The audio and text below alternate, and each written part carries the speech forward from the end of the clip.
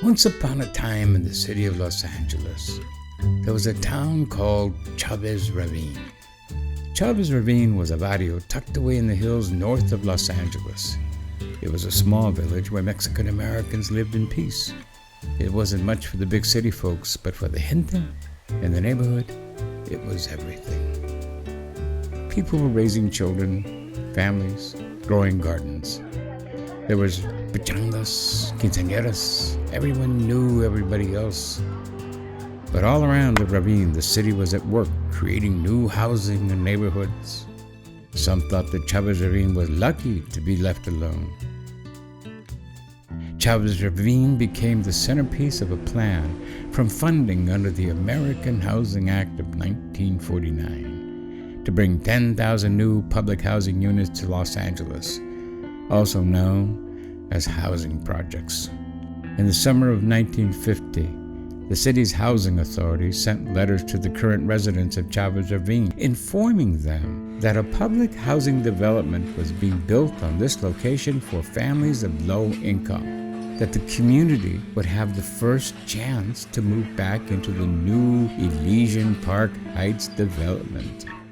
The city used the power of eminent domain. Some resisted, fighting the city's actions in court.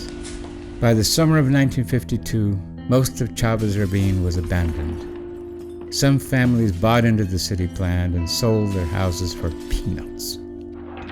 Then, the city completely canceled the housing development.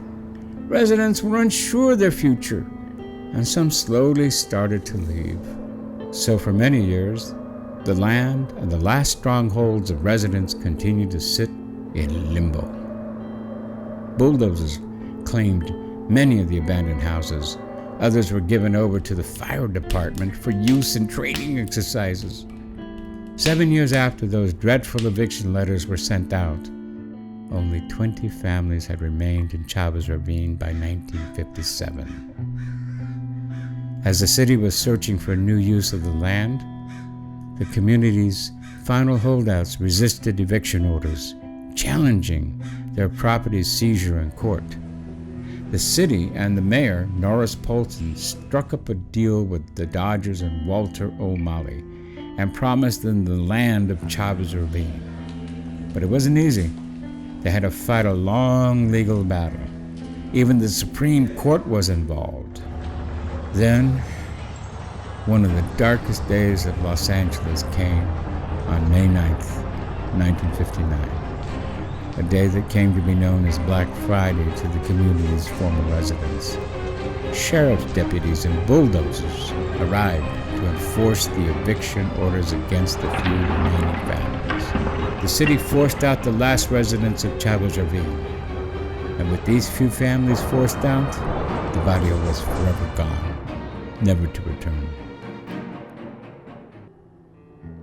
Only 3 years after this dreadful day, a day an entire community was erased from the map, Dodger Stadium was built and opened on April 10th, 1962.